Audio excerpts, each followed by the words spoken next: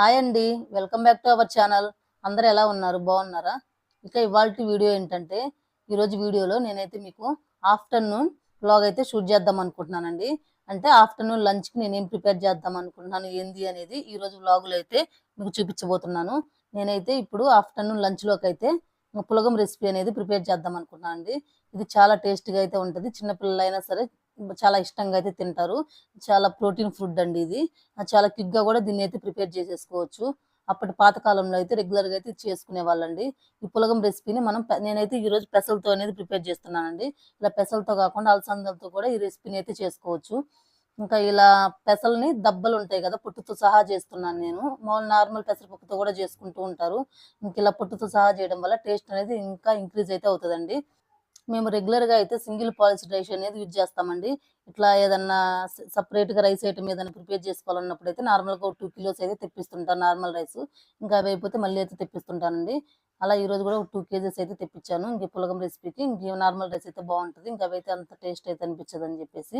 ఇంక నేనైతే ఇక్కడ 2 గ్లాసులొచ్చేసి రైస్ వేసేసుకున్నానండి. 1 గ్లాస్ వచ్చేసి పెసరపప్పు ఏసుకున్నాను. ఇంక మన బియ్యం క్వాంటిటీ కంటే హాఫ్ క్వాంటిటీ అనేది పెసరపప్పు ఏసేసుకోవాలండి. ఏసేసుకొని మంచిగా అయితే వాష్ చేసేసుకున్నాను. ఒక 2, 3 టైమ్స్ అయితే మంచిగా వాష్ చేసేసుకోవాలి. ఆ పొట్టు పోవాల్సిన అవసరం అయితే లేదండి. పొట్టయితే ఉంటది. ఇంక ఊరక నార్మల్‌గా మనం రెగ్యులర్‌గా అన్నం ఎలా కడిగి పెట్టుకుంటామో అట్లయితే కడిగైతే పెట్టేసేసుకోవాలి. ఇంకా దీనికి కొలతలైతే ఇప్పుడు 3 గ్లాసెస్ తీసుకున్నామండి. డబల్ అయితే తీసేసుకోవాలి. అంటే 2 గ్లాసుల బియ్యం, 1 గ్లాస్ పెసరపప్పు అయితే తీసుకున్నాం గదా! 3 గ్లాసెస్ అయినాయి టోటలు. ఇంక వాటర్ అయితే 6 గ్లాసెస్ అయితే తీసేసుకోవాలండి. ఇంక అట్లాగే నేను ఇక్కడ 3 గ్లాసెస్ అయితే 6 గ్లాసెస్ అయితే తీసేసుకుంటున్నాను. ఇంక ఇది కొంచెం మెత్తగా తినాలనుకున్న వాళ్ళైతే కొంచెం ఒక హాఫ్ అన్ అవర్, 1 అవర్ ముందైతే నానబెట్టేసుకోవచ్చండి. లేదు మాకు కొంచెం పొడి పొడిగా ఉండాలి, అట్లానే మాకు ఇష్టం అని అనుకున్న వాళ్ళైతే డైరెక్ట్‌గా అయితే కుక్ చేసేసుకోవచ్చండి. నేనైతే నాకైతే టైం లేదు ఇప్పుడు. అందుకని చెప్పి డైరెక్ట్‌గా కుక్ చేస్తున్నాను.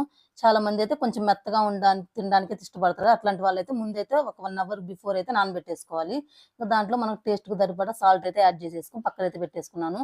ఇది నేను తాలింపు పులగం అయితే చేస్తున్నానండి. డైరెక్ట్‌గా అట్లా కూడా కుక్ చేసుకోవచ్చు. లేదంటే తాలింపు యాడ్ చేసుకుంటే ఇంకా ఫ్లేవర్ బావుంటది. అది కూడా నేను నెయ్యితో చేస్తున్నాను.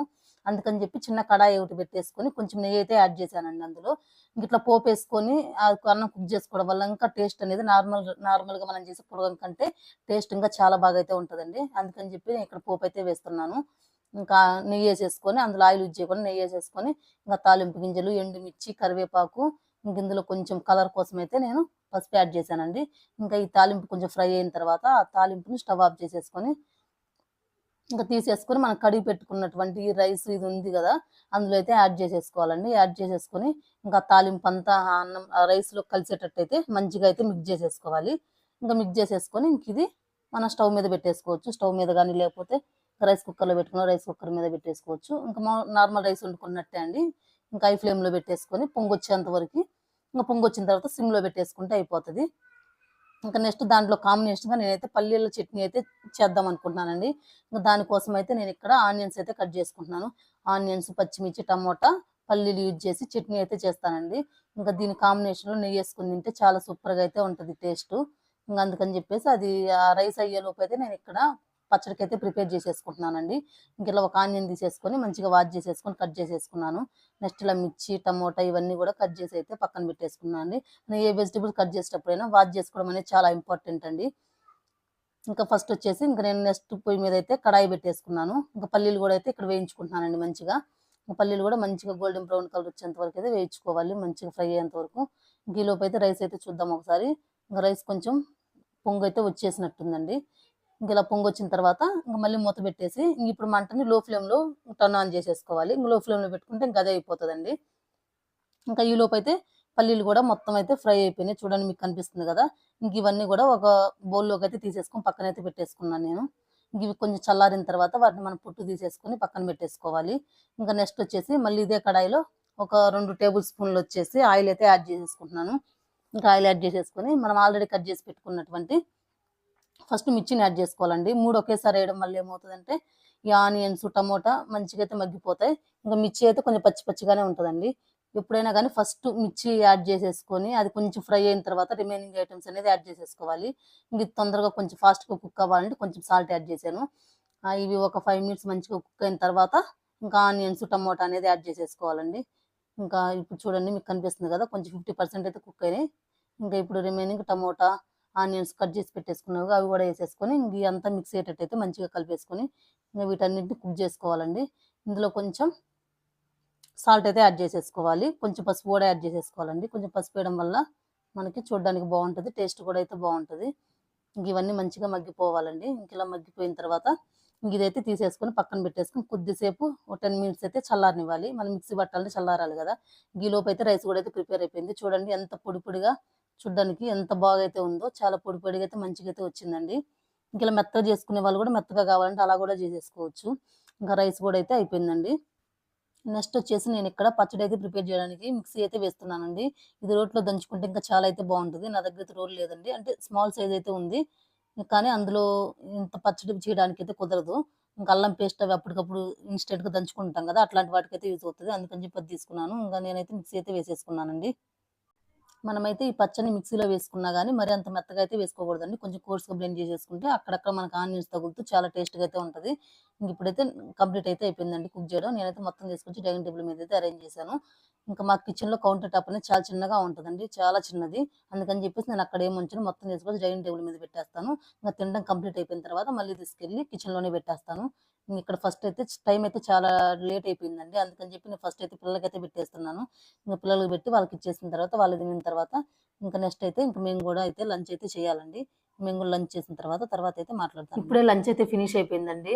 ఇంక డైనింగ్ టేబుల్ మీదనే మొత్తం అయితే కిచెన్‌లో అయితే సర్దేశాను. ఇంకా నెక్స్ట్ ఈరోజు వ్లాగ్‌లో వచ్చేసి మీకైతే నేను ఇప్పుడు ఈ డైనింగ్ టేబుల్ క్లీనింగ్ అనేది చేసుకుందాం అనుకుంటున్నాను. ఇది చేసుకునేటప్పుడైతే దీని గురించి అయితే నాకు తెలిసిన ఇన్ఫర్మేషన్ అనేది కొంచెం అయితే మీతో షేర్ చేద్దాం అనుకుంటున్నానండి. ఇంకా ఎవరికన్నా కొత్తగా డైనింగ్ టేబుల్ పర్చేజ్ చేయాలనుకున్న వాళ్ళకైతే ఈ టిప్స్ అయితే యూజ్ అవుతాయని అనిపించింది నాకు. అందుకని చెప్పి షేర్ చేద్దాం అనుకుంటున్నాను. నేను ఫేస్ చేసిన కొన్ని ప్రాబ్లమ్స్ అయితే మీతో షేర్ చేస్తే మీకు ఎవరికన్నా యూజ్ అవుతుందేమో అని చెప్పి నాకైతే అనిపించింది. అందుకని చెప్పి వీడియో అయితే ఇప్పుడు షేర్ అయితే చేస్తున్నానండి. ఈ స్టోన్ డైనింగ్ టేబుల్ అయితే మనం మెయింటైన్ చేసుకోవడం అయితే చాలా ఈజీ అండి. నేనైతే కవర్ అయితే వేస్తాను. కవర్ వేయకుండా అట్లా అయితే లుక్ అయితే చాలా బాగుంటుంది. కానీ మా ఇంట్లో చిన్న పిల్లలు అయితే ఉంటారు కదా, ఇంకా వాళ్ళైతే ఫుడ్ అదంతా రైస్ అంతా పడేస్తుంటారు. ఇంకా డైలీ క్లీన్ చేయాల్సి వచ్చిందని చెప్పి నేనైతే కవర్ అయితే వేసేస్తానండి. ఇంక ఇది మనం కోలిన్ వేసేసుకొని మొత్తం స్ప్రే చేసేసుకొని ఇంకా ఒక నాప్కిన్ కానీ ఏదైనా తీసేసుకొని మంచిగా మొత్తం అయితే క్లీన్ చేసేసుకుంటే చాలా నీట్‌గా అయితే మెరుస్తా ఉంటదండి. అంటే స్టోన్ కాబట్టి చాలా బాగా అయితే మెరుస్తా ఉంటది. ఇంక చాలా ఈజీ గూడా అండి ఇది క్లీనింగ్ చేసుకోవడం. ఇంక మీకు వీడియోలో కనిపిస్తుంది కదా, చూడండి మొత్తం ఎంత నీట్‌గా అయితే క్లీన్ అయితే అయిపోతదో. ఇంక అలా నేను ఒక టిష్యూ పేపర్ తీసుకొని ఇంకా డైలీ అయితే ఇట్లానే క్లీన్ చేసుకుంటాను. ఈ స్టోన్ మెయింటైన్ చేయడానికి చాలా ఈజీ. ఇంకా ఇది ఎక్కువ రోజులు కూడా మనమైతే యూజ్ చేసుకోవచ్చు. ఇప్పుడైతే కొత్తగా ఎవరైతే డైనింగ్ టేబుల్ పర్చేజ్ చేద్దాం అనుకుంటున్నారో ఇంకా వాళ్ళకైతే నేనైతే కొన్ని టిప్స్ అయితే చెప్దాం అనుకుంటున్నానండి. ఈ టిప్స్ అయితే వాళ్ళకి యూజ్ అవుతాయేమో అనిపించింది నాకైతే. ఫస్ట్ డైనింగ్ టేబుల్ పర్చేజ్ చేయాలనుకున్న వాళ్ళు ఎవరికైనా కానీ కొన్ని టిప్స్ అయితే తెలిసి ఉండాలండి. అంటే ఎట్లాంటిది పర్చేజ్ చేస్తే మనం ఎక్కువ రోజులు దాన్ని ఒక అట్లీస్ట్ ఒక 5, 10 ఇయర్స్ అని యూజ్ చేసుకోవచ్చు అనేది వాళ్ళకైతే కొంచెం అయితే తెలిసి ఉండాలి. ఇంకా అందుకని చెప్పేసి నేను నా లైఫ్‌లో ఫేస్ చేసినటువంటి కొన్ని ప్రాబ్లమ్స్ అయితే మీతో అయితే షేర్ చేద్దాం అనుకుంటున్నాను. ఒక 7 ఇయర్స్ బ్యాక్ అయితే నాకు తెలియక ఫస్ట్ అయితే గాజుదైతే నేను పర్చేజ్ చేశానండి. ఆ గాజుది దాని మీద నాకు తెలియకైతే మన హాట్ వండినమ్మటే వేడిగా ఉన్నప్పుడైతే తీసుకొచ్చి ఇక్కడైతే పెట్టేస్తాం గదా, అట్లా పెట్టడం వల్ల అంటే దానిపైన కవర్ వేసేదాన్ని గాదు. స్టాండ్స్ ఉంటాయి గదా కింద, అవి పెట్టేదాన్ని గాదు. డైరెక్ట్‌గా వండింది వండినట్టు తీసుకొచ్చి అట్లా పెట్టేసేదాన్ని. అట్లా పెట్టడం వల్ల ఒక 2 ఇయర్స్ తర్వాత అది అనుకోకుండా అయితే ఇంక మొత్తం స్మాష్ అయిపోయింది. పీసెస్ కింద అయితే మొత్తం పేలిపోయిందండి, పగిలిపోయింది.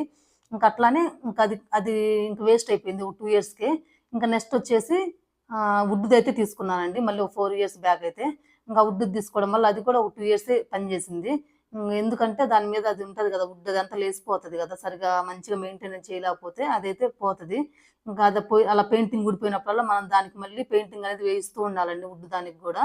ఇంకా అది గూడా అట్లాగే 2 ఇయర్స్‌కే వేస్ట్ అయిపోయింది.